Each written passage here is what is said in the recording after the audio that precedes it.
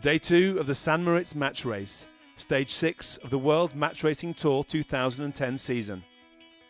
Day 1 was a good day for Bjorn Hansen, who topped the rankings along with Ian Williams and 2009 St. Moritz Match Race champion Adam Minoprio. This day we ended up on top with 4 wins and 1 loss. However, it wasn't all plain sailing for tour leader Matthew Richard, who remains middle of the pack on 3-2. Yeah, I think the first day yesterday was tough for all the teams because the conditions were very tricky as usual on this lake. We had a very exciting race against Williams. It was close during all the match, and I won the start, but it was very close. Yes, on the finishing line, Ian Williams tried to jibe onto starboard and to give us a penalty, but it was a desperate move, and he was too close to jibe and to left, so he infringed the rule 15 and 16, and he got the penalty, so it was a win for us. One of the other standout skippers struggling on day 1 and hoping for something special today was Francesco Bruni. Well, first day here in St. Moritz was pretty tricky, very shifty conditions, getting used to these small boats, flat water. You know, it's not that easy, and we had a little bit of a hard day. We won 2, we lost 3, but it's still a good day. We learned a lot of things, and we hope to be able to apply them today on the water. As the main topic of discussion in all sailing circles continues to revolve around the 34th America's Cup choice of boat, we asked the match race specialists for their view. I think that honestly we have some monohull experience, and we should start back from zero if we go multi-hull. I'm a match racer, I'm a specialist of match racing.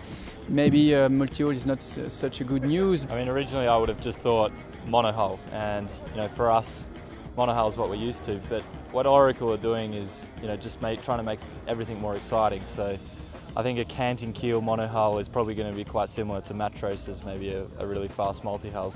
I think it would be very exciting. So yes, I think it would be a good thing for the America's Cup to go on the multi-hull.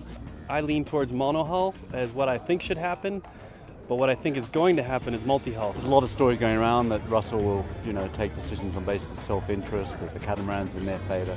That's not the Russell Coutts I know, actually. I think, to be honest, Russell is confident enough, and history proves that he can win in whatever it is.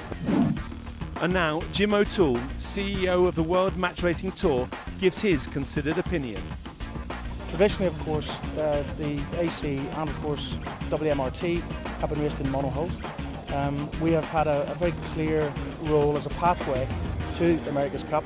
Some of the biggest names in the America's Cup have applied and indeed learned their trade with us. The Tour's approach to it will be our 2 key stakeholders are our event promoters and our teams. If it is right for our event promoters and our teams, we will definitely look at it. We're happy to accommodate it if it's right for those key stakeholders. So, controversial issues over and back to the job in hand here at St. Moritz. Flights 11 to 13.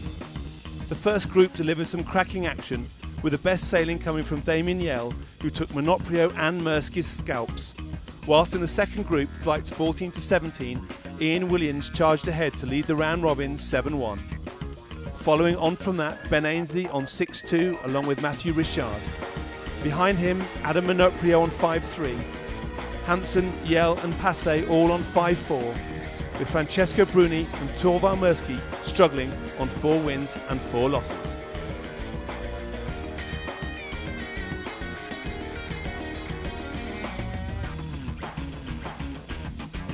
So join us tomorrow for more amazing sailing action from Day 3 St. Moritz Match Race. Who goes through and who goes out?